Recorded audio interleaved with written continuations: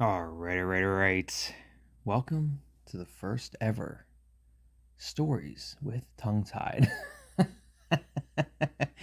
As I mentioned in a members only post, I asked if you guys wanted to do like short, scary stories or anything like that for members only, just as an awesome benefit for you guys. And overwhelmingly, you guys were in support of that. So let's get started right away with it.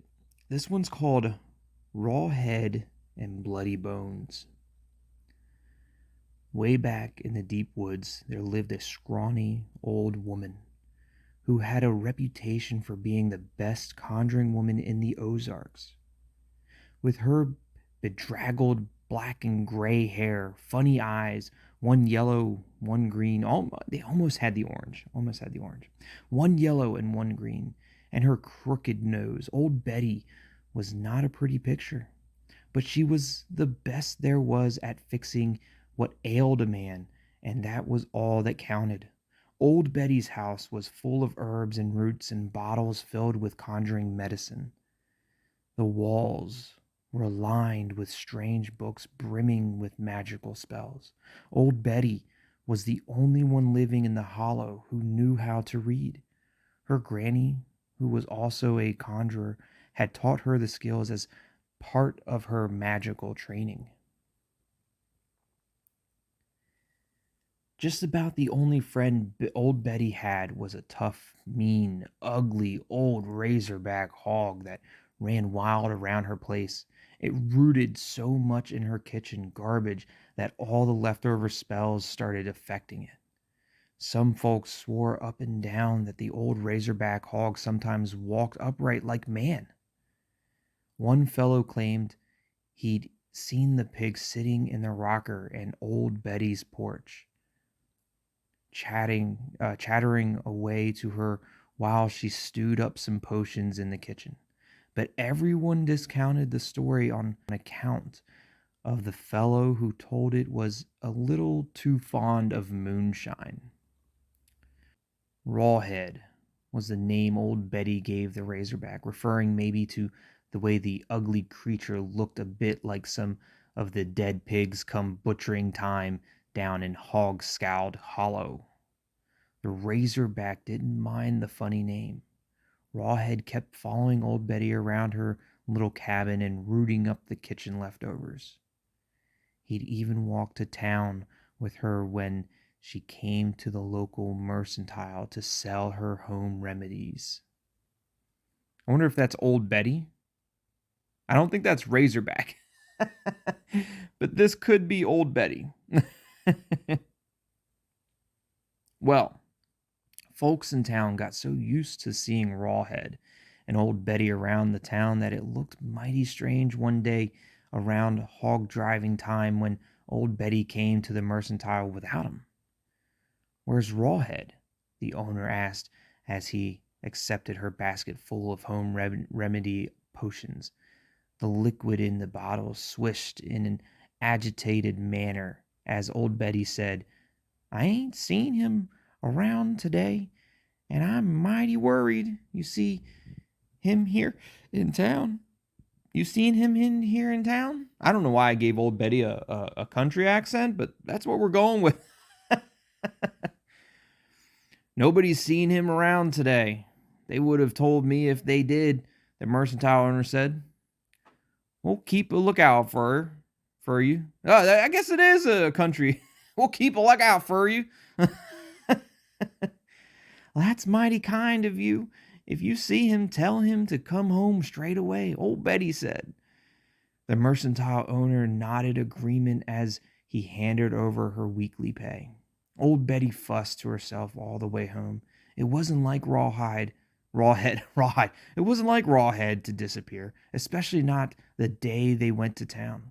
The man at the mercantile always saved the best scraps for the mean old razorback, and Rawhead never missed a visit. When the old conjuring woman got home, she mixed up a potion and poured it onto a flat plate. "Where's that old hog got to?" she asked the liquid. It clouded over, and then a series of pictures formed. First, old Betty saw the good-for-nothing hunter that lived on the next ridge, sneaking around the forest, rounding up razorback hogs that didn't belong to him. One of the hogs was Rawhead. Then she saw him taking the hogs down to Hog Scald Hollow, where folks from the next town were slaughtering their razorbacks. Then she saw her hog, Rawhead, slaughtered with the rest of the pigs and hung up for gutting.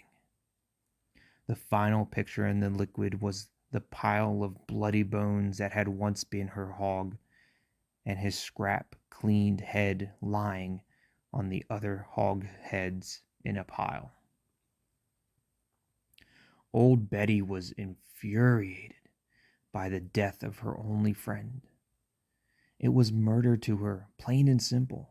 Everyone in three counties knew that Rawhead was her friend, and that lazy hog stealing good-for-nothing hunter on the ridge was going to pay for slaughtering him. Now, old Betty tried to practice white conjuring most of the time, but she knew the dark secrets too. She pulled out an old secret book her granny had given her and turned to the very last page. She lit several candles and put them around the plate containing the liquid picture of Rawhead and his bloody bones. Then she began to chant, "Rawhead and bloody bones, Rawhead and bloody bones." The light from the windows disappeared as if the sun had been snuffed out like a candle. Dark clouds billowed into the clearing room where old Betty's cabin stood, and the howl of dark spirits could be heard in the wind that pummeled the treetops. Rawhead and bloody bones, Rawhead and bloody bones. Betty continued the chant until a bolt of silver lightning left the plate and streaked out through the window, heading in the direction of Hog Scald Hollow. When the silver light struck Rawhead's severed head, which was piled on the hunter's wagon with the other hog heads, it tumbled to the ground and rolled until it was touching the bloody bones that had once inhabited its body.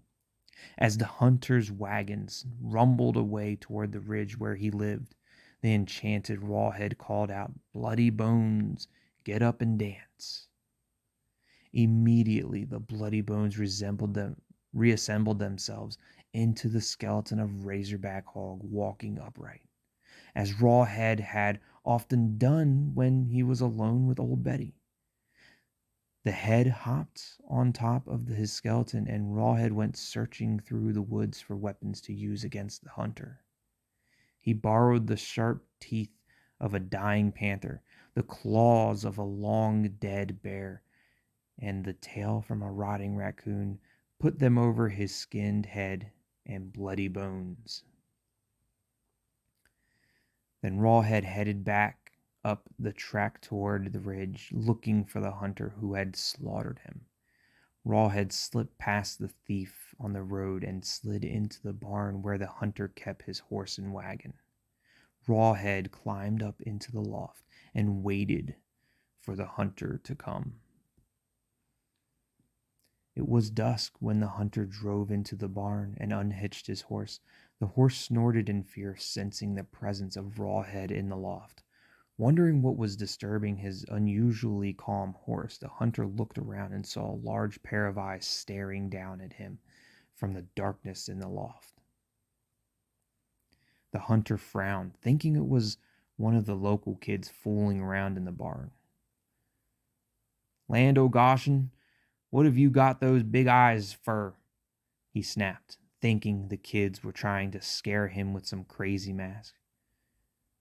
"To see your grave," Rawhead rumbled very softly. The hunter snorted irritably and put his horse into the stall. "Very funny, ha ha," the hunter said. When he came out of the stall, he saw Rawhead had crept forward a bit further. Now his luminous yellow eyes and his bear's claws could clearly be seen. "Land o' Goshen, what have you got those big claws for?" he snapped. "You look ridiculous." "To dig your grave," Rawhead intoned softly, his voice a deep rumble that raised the hairs on the back of Hunter's neck.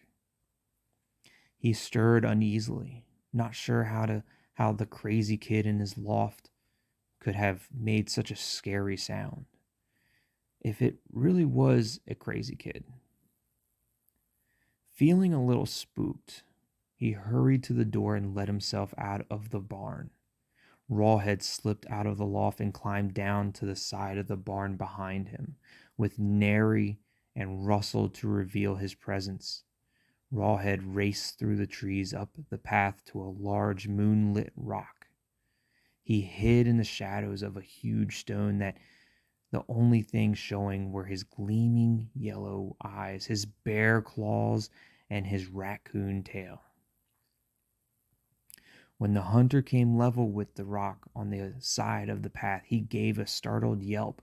Staring at Rawhead, he gasped, "You nearly knocked the heart out of me, you crazy kid. Land o' gosh, and what have you got that crazy tail for?" "To sweep your grave," Rawhead boomed, his enhanced voice echoing through the woods, getting louder and louder with each echo. The hunter took to his heels and ran for this cabin. He raced past the old well house, past the woodpile, over the rotting fence, and into his yard. But Rawhead was faster. When the hunter reached his porch, Rawhead leaped from the shadows and loomed above him. The hunter stared in terror up at Rawhead's gleaming yellow eyes and the ugly razorback hog's head, with his bloody bone skeleton, with his long bear claws, sweeping raccoon's tail, and his gleaming, sharp panther teeth. "Land o' goshen, what have you got those big teeth for?" he gasped desperately, stumbling backwards from the terrible figure before him. "To eat you up, like you wanted to eat me," Rawhead roared, descending upon the good-for-nothing hunter. The murdering thief gave one long scream in the moonlight, then there was silence, and the sound of crunching.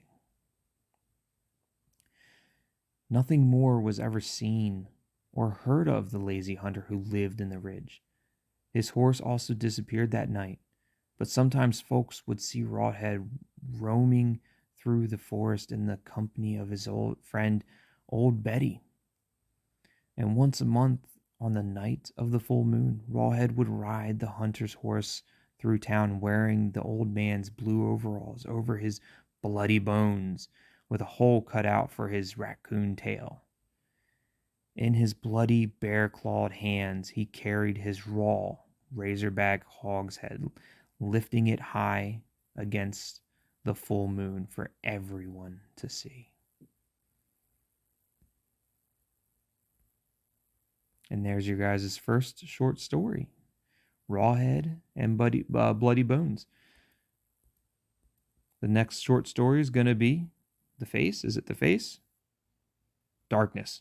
Next short story is going to be The Darkness, or just Darkness. But yeah, hopefully you guys enjoyed that story. I know I'm like a little skittish with some of the words here and there, but yeah, I hope you guys enjoyed that story.